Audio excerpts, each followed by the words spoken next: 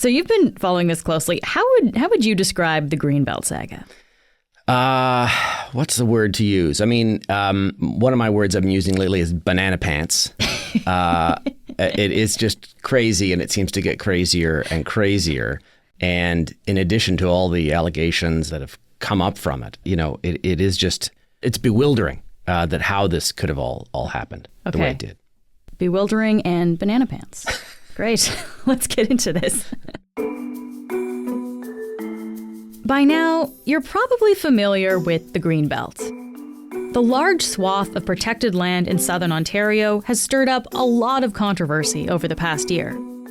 So the ignition on this really starts in November of 2022 when, surprise, the government announces that they are going to break repeated promises they'd made over the previous 4 years and open up part of the Greenbelt to development in the name of building more housing. Jeff Gray is the Globe's Ontario provincial politics reporter, and he's been covering this story extensively. It was then revealed that some of the developers that benefited from these Greenbelt extractions were large donors to Mr. Ford's Progressive Conservative Party. There were also allegations of developers attending his daughter's wedding and a pre-wedding stag and doe party. And the opposition asks for the auditor-general and the integrity commissioner to investigate. The auditor-general said it was biased. It favored certain developers. The bonus for the developers, the lucky developers that were involved in this process, was $8.3 billion at the minimum. So the result of that is we end up with the chief of staff, Ryan Amato. He resigns. And we then, after vowing to stay on, the housing minister, Steve Clark, he also resigns. And then on Wednesday, MPP Khalid Rashid also resigned from the PC caucus. The twists and turns of this story had us wondering whether you, our listeners, had questions. And you did. So today, we're dedicating this episode to all the Greenbelt questions you sent in. And Jeff is here to help us make sense of it all. I'm Menaka Raman-Wilms, and this is The Decibel from the Globe and Mail.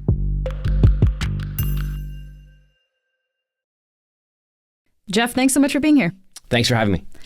We have a lot of listener questions here, Jeff, so let's just jump right in. And I want to start with one that looks at the really broad strokes of the story. So the question is, what are the potential positive and negative facts and effects that would come from the Greenbelt opening up? So Jeff, can you just lay out why the government says it wants to open the Greenbelt and what the argument against it is? So the government repeats, the premier and his new housing minister, his old housing minister, the line they repeat is, we have a housing crisis. I don't think anybody debates that. Housing is very, very expensive. It's very hard for people to buy homes. Rent is spiking, and it's a serious situation with large consequences. So they say that we can build 50,000 homes on the Greenbelt, on this land, which is a small portion of the larger Greenbelt. The Greenbelt is 800,000 hectares. We're talking about under 3,000 hectares. The government has this goal. It says we need to build 1.5 million homes by 2031. Okay. Now, few problems with that. One is there were reports, multiple detailed expert reports that show that Ontario already has enough land earmarked for housing to meet its housing goals. A couple of reports suggesting that we have 1.5 million homes, 2 million homes, already enough land to do that. Okay. So the government says housing crisis, we need this land to build. But the counter to that is we have other land already earmarked for building that we can use instead. Right. The premier suggested the Greenbelt's a scam. It's something out of North Korea. Once you show that you're willing to open up the Greenbelt, land prices in the Greenbelt will also start to go up because speculators will buy more land, thinking that 2 years from now, maybe we'll get more land out, and so that undermines the way the thing works. Okay. We've got lots of other questions about the land here. I just want to ask about the environmental impact of this, because we talk a lot about the Greenbelt, but the purpose of it really was to preserve this area, right? So there was a question, how many of these removed properties interfere with wildlife corridors or key streams, rivers, and aquifers? So basically, the environmental impact. That has not been talked about as much. It has been an issue with the largest chunk, which was called the Duffins Rouge Agricultural Preserve. It's east of Toronto in Durham region. Most of the land we're talking about is actually in that area. and it was preserved for farming. But it is right next to the Rouge National Park, federal national park. And Parks Canada and the federal environment minister have raised concerns and are doing studies about the impact of development on land right next door and how that will affect the goals of the park to preserve wildlife. The minister has actually threatened to block development if he thinks it will harm endangered species and that whole thing. Wildlife corridors, all that stuff is all a live issue there. Okay. I mean, the Greenbelt had three purposes, really. Preserve farmland, contain sprawl, let's build more densely, and the environmental sensitive wildlife aquifers, all that stuff is also a piece of it. Okay. All right. That gives us some context. One listener wants to know about consultation with First Nations. And they say, this is significant and in the public interest as part of reconciliation with First Nations. Jeff, how were First Nations involved in this process? Were the people consulted? So not at all. And the auditor-general's report, I think, wraps the government's knuckles for that. With the controversy kind of rolling, the new housing minister and the premier have said, we're going to review the entire Greenbelt. The Greenbelt requires a 10-year review, and they say that they will consult First Nations in that review. But they also say that review could see them take more land out of the Greenbelt. So they're going through it all and actually looking at it all. It's a double down on it for sure, yeah. Let's talk about the land here again. So an Ontario Auditor-General's report released in August said landowners of the 15 sites that were removed could see their value increase by $8.3 billion. And a listener wants to know, what was the value of the land prior to the original Greenbelt announcement? What do we know about that, Jeff? So $8.3 billion is how much more money the developers are getting based on what the land was worth before the Greenbelt was opened up and after. So it's not the total amount. It's the uplift. It's the bonus they're getting. Okay. Most of this land is owned by private landowners. So it's not actually public land, most of it? None of it is. I mean, there are some public lands in the Greenbelt, but the land we're talking about is all owned by private individuals. But in the 1970s, the Ontario government expropriated a whole bunch of land, and they wanted to build sort of the community of the future or something or whatever. And they also wanted to preserve a large chunk of it for farmland. They agreed to sell it back to the farmers starting in 1999 and the early 2000s, on the condition that it was to be agricultural forever. This is even before the Greenbelt. So they sold it back at very low prices. When land is zoned for agricultural, it's worth a lot less than if it's zoned for houses or factories or whatever. So that land, much of it has ended up in the hands of developers who also got it at low prices. But now, because it's not Greenbelt anymore and it's not preserved for agriculture anymore, it's worth way more. Okay. We have a few questions about what's actually planned for the land here. One listener wants to know, what kind of housing is being planned for land extracted from the Greenbelt? We don't know. It will depend on each site. And the reason we don't know is the plans are being drawn up behind closed doors in discussions with this arm of the provincial government, municipalities, and the developers. But you said the government says about 50,000 houses is what they gave imagine. A 50,000 number. That's a rough estimate.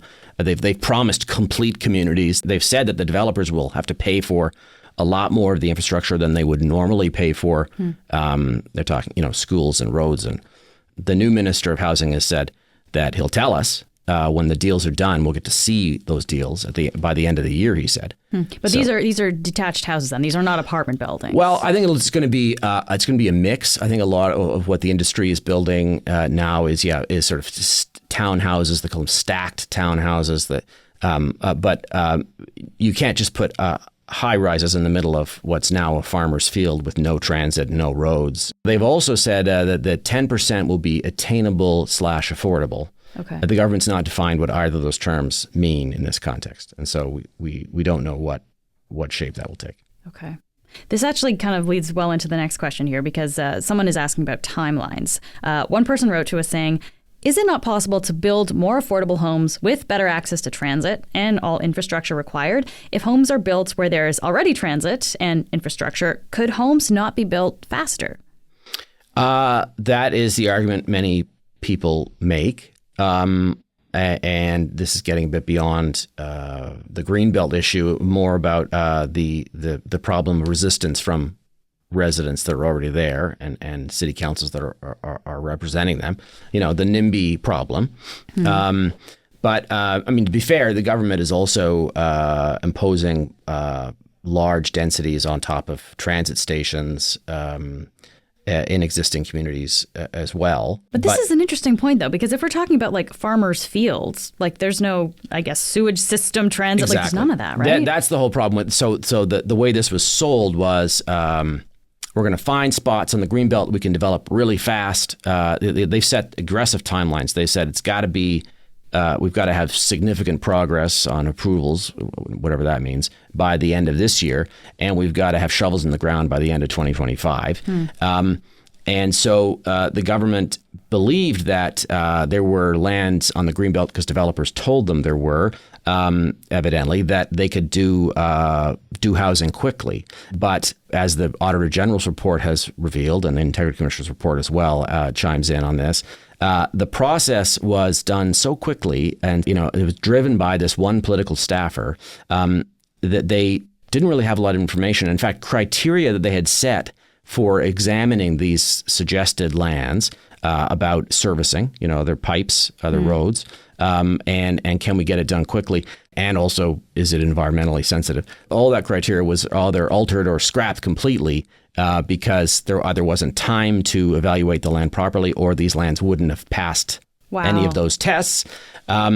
Or they also made the bureaucrats working on this sign non-disclosure agreements. So they couldn't ask other experts. They couldn't ask the municipalities, hey, can you guys get this land ready quickly if we put it out of the Greenbelt? So subsequently, of course, the Durham region said this large plot of land, the Duffins Rouge lands that we were talking about earlier. One estimate to build out that whole area with the proper infrastructure would take 25 years. Wow. So like this is a really interesting point here, because like the whole idea of building here seems to be the government wants to get houses built fast. But if you have to start from scratch like this, yeah, of course it would take a long time. Now, there is a part of that land that can be done more quickly with existing infrastructure, and it's about 1,200 homes, but that's a lot less than the 30,000 that they promised for that chunk, and that 30,000 is a big chunk of the 50,000 that they've said that they'll get on the Greenbelt. We'll be back in a minute.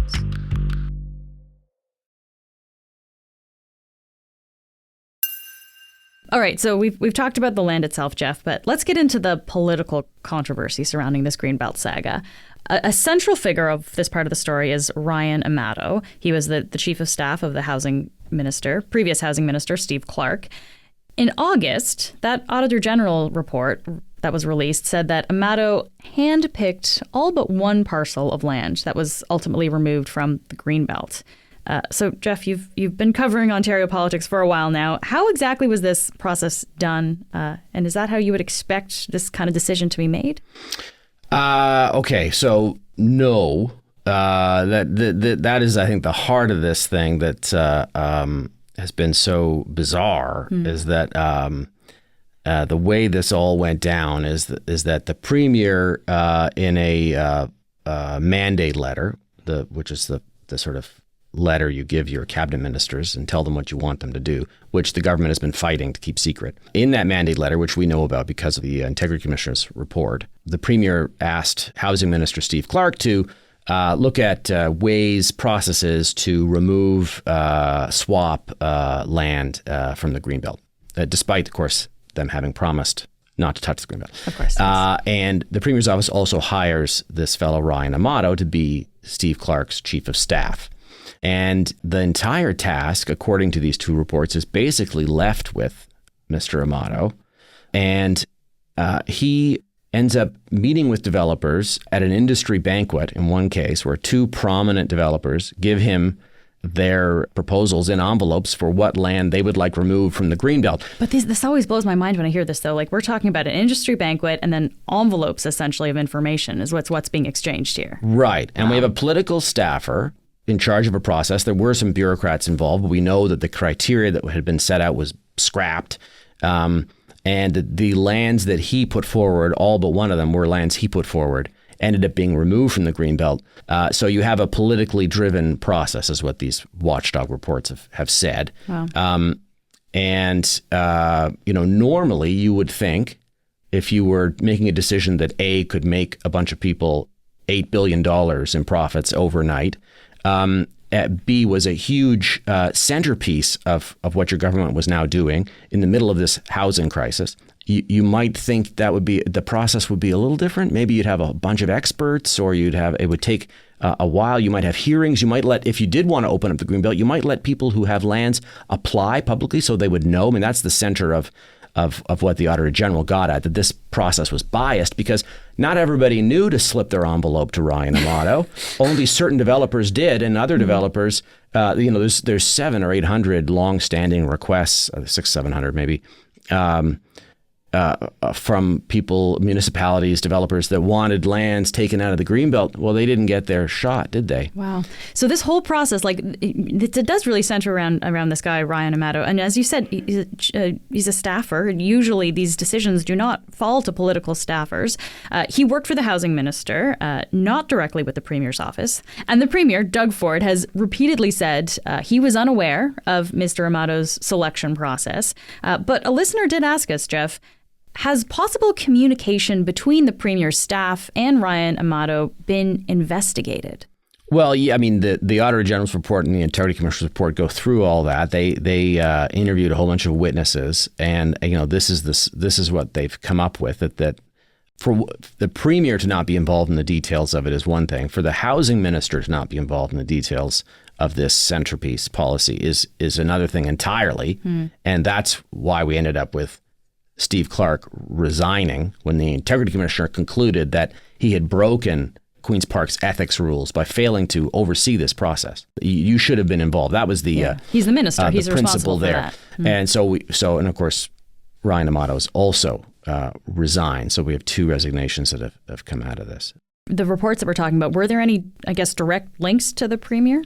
Well, the only direct links are that the premier's office hired Amato, made him the chief of staff to the housing minister. Is that normal? That is not uncommon, but Steve Clark said he was involved in the hiring of some of his previous chief of staff. Okay.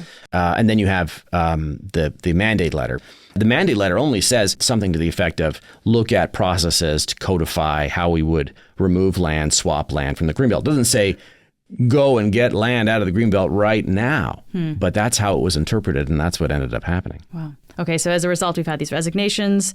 We've also had the OPP, the Ontario Provincial Police, referring the matter to the RCMP for investigation, right? So there is more to come here, potentially. All right, another person, Jeff, asks, now that we have 2 reports identifying flaws in this process, is it not possible to reverse the transactions and hold all developments on these parcels of land for now? Oh, it's possible. And the opposition has asked for that, but the government has shown no indication that they want to do that. It's the closest they've come to that is they promised this review. I mean, nothing's being built right now. We're still in these closed-door talks to determine how much the developers are going to contribute to the infrastructure and what's going to be built. Okay. So we're still in that. And the government has said, even though they're doing this review, they still want shovels in the ground on these plots of land by the end of 2025. But they said if the review determines that some of this land should go back in the Greenbelt, they would put it back in. Okay. Another listener asks, hi, they greeted us. So I noticed on the map that there is a lot of land around the Greenbelt that doesn't seem to have buildings. Why don't you just build there instead? Just wondering. Well, yes. I mean, that is, if we're talking about the land inside the Greenbelt, we're talking about what people sometimes call the white belt. Because on the map, the Greenbelt's green. The built-up areas of Toronto and its suburbs are yellow often. So the white belt is farmland that's not protected, and that is where development has been occurring for decades. Okay. And that's where a lot of experts say there's plenty of land to build on that you don't need to go into the Greenbelt. That said, there's also a lot of people who say we should preserve as much of that land as we can for farming. And we want to keep communities compact we'd like to not have the sprawl problem, which is hard to service with transit, means everyone has to drive.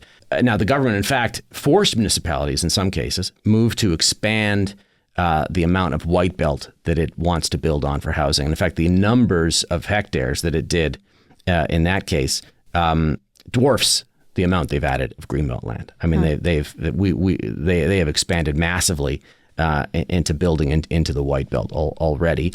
And that goes back to the experts who say there's plenty of land when we don't need the greenbelt. You could build on the white belt and not have to touch the greenbelt. Right. Or even better, what a lot of people say, a lot of experts say, we should be building more inside existing communities. So just to end here, Jeff, what will you be watching as this greenbelt saga continues to unfold?